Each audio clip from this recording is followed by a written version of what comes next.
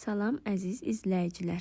Bugün sizinlə birlikdə körpələr üçün bol vitaminli şorba edəcəyik. Əgər körpənizdə həzm problemi varsa və 7-8 aydan balacadırsa, hazırlayacağınız zaman soğandan istifadə etməyin. Mənim qızım bu şorbanı çox sevdi. Ümid edirəm ki, sizin körpəniz də sevəcək. İndi isə hazırlamağa başlayaq. Bizə lazım olacaq gül kələmi.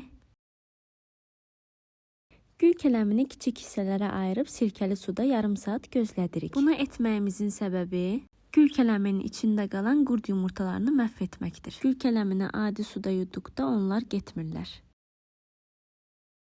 Balqabağın kənarlarını soyub kiçik hissələrə ayırırıq. Həmçinin kökün qabığını soyub kiçik-kiçik doğrayırıq. Soğanın qabığını soyub doğrayırıq. Soba listini götürüb üzərinə yağlı kağız qoyuruq. Doğradığımız məhsulları əlavə edirik. Kök, balqabaq, gül kələmi, soğan. Soğanın çox olduğunu düşünüb hamısını əlavə etmədim.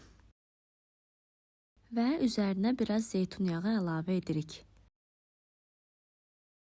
Və əlavə etdiyimiz məhsulları qarışdırırıq.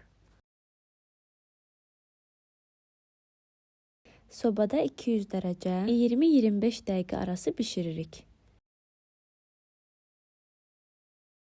Hamısını bir qaba və yaxud da kokteyl maşınına əlavə edirik.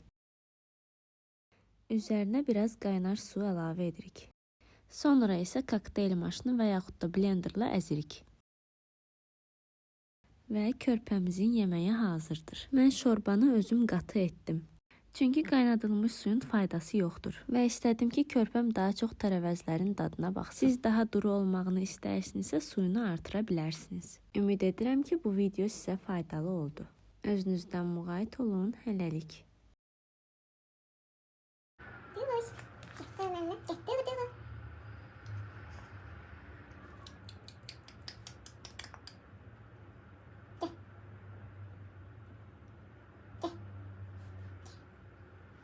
Aferin sana.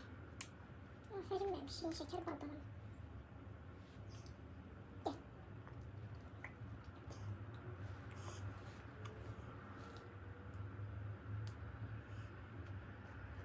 Gel. Aferin sana. Aferin benim gülüme.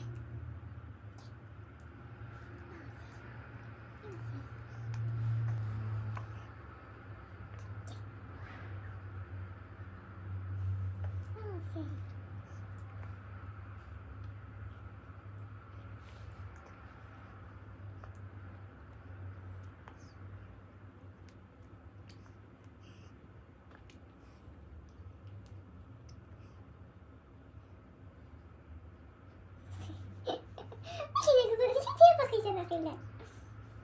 Canım benim. Gel. Bir güzelim. Hoşuna geldi tadı. Sevdiysen bunu. Hadi. Sevdiysen bunu. Gel. Sevmedi. Sevdi. Yersen. Ay şirin. Ay bak. Gel. Aferin sana. Canımdı benim. Yüreğimdi benim. Açından sonra aferin. Bak döktüştünüz. Eğri oldu. Gel.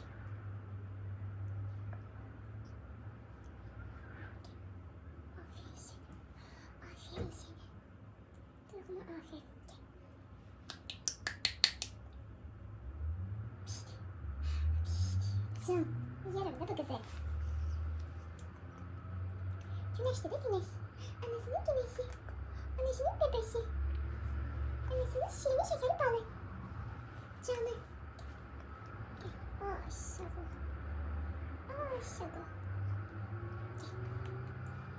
Aferin sana. Aferin. Benim kuzum da. Benim canım da. Gel. Aferin. Aferin.